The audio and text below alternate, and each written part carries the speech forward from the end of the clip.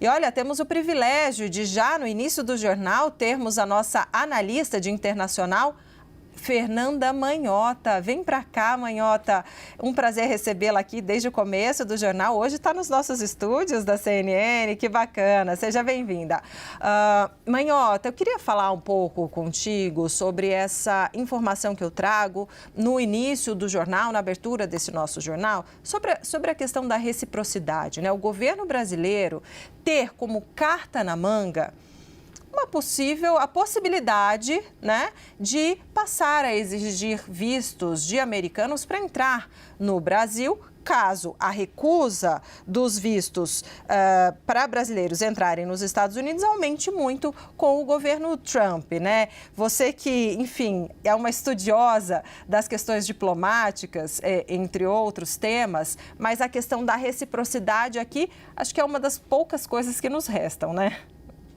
Pois é, Débora, boa tarde a você, a todos que nos acompanham no 360, um prazer. Hoje eu estou aqui, né, direto de casa, na Avenida Paulista, nos nossos estúdios da CNN. É sempre um prazer também estar na companhia das nossas equipes. Olha, essa questão da reciprocidade é basicamente a moeda de troca básica, padrão de todos os governos, né? É o que se utiliza de maneira quase protocolar quando se fala em diplomacia. E é o que resta, de fato, ao Brasil adotar como uma espécie de medida retaliatória, digamos assim, caso haja um avanço dessas políticas anti-imigração que afetem as comunidades brasileiras. Nesse momento, a expectativa é de que pelo menos 2 milhões de brasileiros estejam nos Estados Unidos em algum nível de condição indocumentada. Então, é bastante provável que haja levas, né, de pessoas que sejam afetadas pelas políticas de Donald Trump, que agora, como a gente sempre tem dito aqui,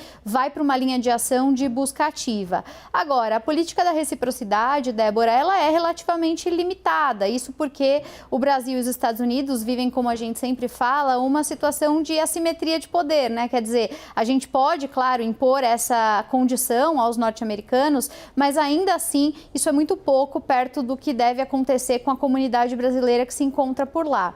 Eu diria, Débora, que nesse momento o que a gente precisa fazer e encontrar é, como você ia dizendo, né, outros atores que talvez em uníssono possam endereçar questões coletivas, comuns, para ganhar poder e esse poder fazer frente à ação dos Estados Unidos. A disputa, Débora, ela vai ser efetivamente feita nos tribunais, como já começou inclusive, com organizações de classe nos Estados Unidos que estão já se mobilizando para tentar garantir esses direitos, sobretudo de crianças, né, nascidas nos Estados Unidos, filhos e filhas de imigrantes indocumentados. Deve passar pelo Congresso também. Eu queria até fazer uma rápida observação, Débora, sobre a história do Marco Rubio, né? A Tadeu falava agora sobre a conversa que deve acontecer com a presidente mexicana. Rubio é uma figura que pode ser, para a América Latina, nesse tema da imigração, um aliado. Apesar dele ser considerado, né, alguém que tem uma visão negativa da região, sempre muito duro no trato da região,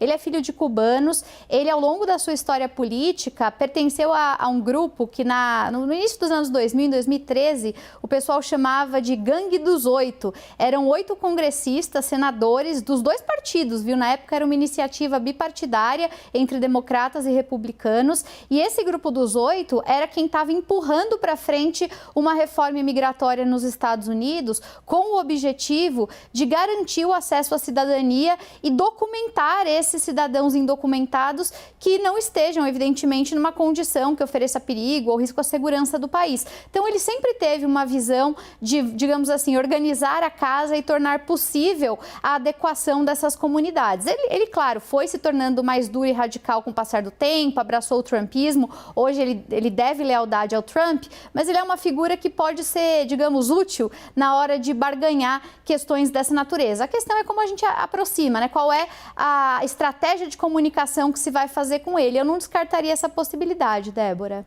Interessante. Posso fazer uma pergunta de aluna, professora Manhota? Você pode fazer todas as perguntas. Eu, por mim, ficava aqui batendo papo com você a tarde toda.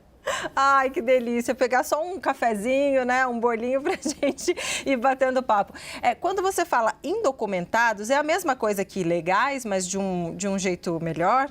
Essa sua pergunta, ela, na verdade, é uma pergunta excelente, porque ela até nos permite esclarecer uma notícia do dia, viu? Muita gente deve ter visto que hoje foi publicada, anunciada uma nova diretriz do governo americano que parou de chamar as pessoas de imigrantes, em alguns casos, e passou a chamar as pessoas de aliens. Aqui no Brasil, o pessoal traduz como estrangeiro, né? E pode parecer uma questão semântica, né? De repente, as pessoas escutam e dizem assim, é a mesma coisa, é sinônimo. Na verdade, não, né? Como eu digo para os alunos, as palavras têm poder e elas significam coisas, elas traduzem visões de mundo. Os Estados Unidos pararam de se referir a imigrantes como aliens, né? Como estrangeiros, justamente no momento em que eles tentavam acomodar essas pessoas, evitar essa lógica do nós versus o outro, essa ideia de segregação e tal. Quando o governo Trump volta atrás nessa nomenclatura, ele está também transmitindo uma mensagem política, ele está reconhecendo quem ele considera parte e quem ele não considera parte, quem ele considera vindo de fora. A sua pergunta, ela está nessa direção também. Nos Estados Unidos e na linguagem comum do dia a dia, a gente costuma falar imigrante ilegal porque, de fato, são pessoas que não desfrutam das condições, não gozam, né, das condições plenas, como requer a lei, para que sejam consideradas cidadãs legais. Então, por isso vem a ideia do ilegal. Mas, do ponto de vista, digamos, acadêmico, das organizações internacionais, das organizações que prezam por direitos humanos e até da própria legislação do direito internacional que orienta acordos, tratados, essa terminologia não costuma ser utilizada, porque ela é considerada uma terminologia degradante para aquele que muitas vezes não dispõe nem dos recursos, nem da informação para regularizar a sua própria situação. Então, nesse sentido, né, a linguagem internacional que se convencionou falar é indocumentado. No final do dia, a gente está falando das mesmas pessoas, mas é uma forma, né, de se referir a elas que traduz um pouco dessa sensibilidade, Débora.